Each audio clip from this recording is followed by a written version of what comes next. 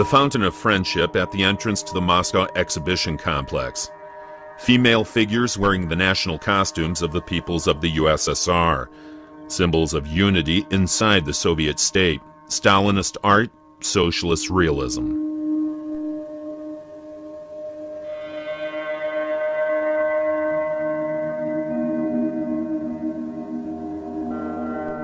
The University of Moscow, set up during the final years of the Red Dictator, one of 7 massive Stalinist buildings which continue to dominate the city skyline up until the present day.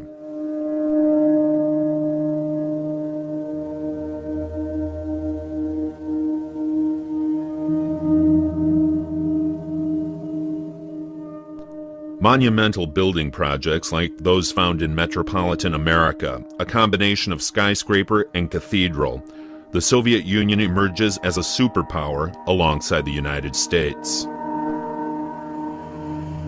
But before it does, the country faces the hardest test of survival in its history.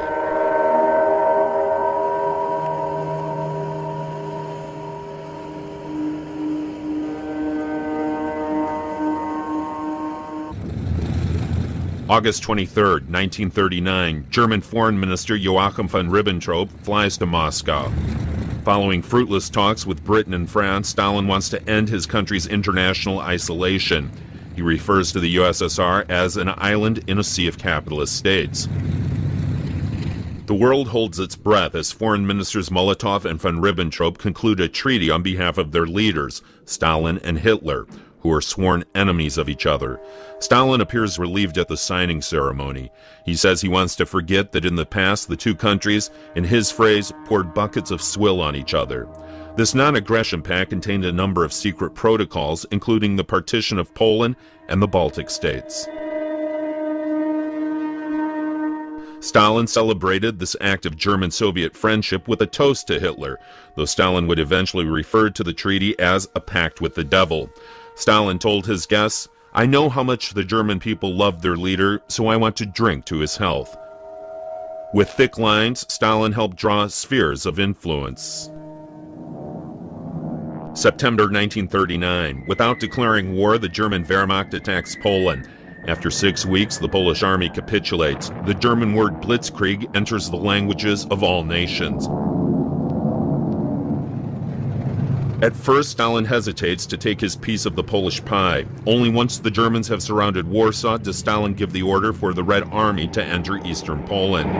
Stalin sends Hitler a telegram of congratulations after the Germans take Warsaw. The Wehrmacht and the Red Army meet on the river Bug, the new border of their spheres of influence. Parts of the Polish army fall to the Soviets. Officers are detained at camps inside Russia and Ukraine. Many inside the newly captured territories regard the Red Army as liberators. 2/3 of eastern Poland's populations are Ukrainians, Belarusians, and Jews. But the soldiers are accompanied by the NKVD, Stalin's secret police. Those seen as opponents of the Soviet regime are sent to prison camps or labor camps. Executions by firing squad become routine. Until the early summer of 1941, the German ambassador, Graf Schulenberg, and the Soviet foreign minister, Molotov, sign a series of agreements. These resolve a series of border issues. For a few $1 million, the Germans hand over territory to Stalin.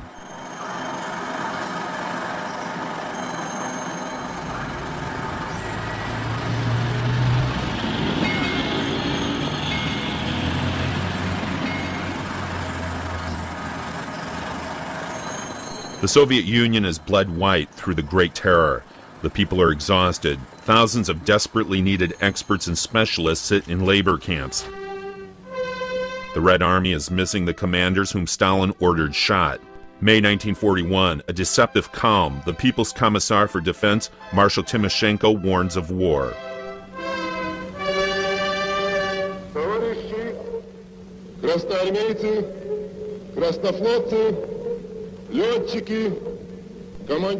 Comrade soldiers, sailors, flyers, commanders, political workers, collective farmers and intelligentsia.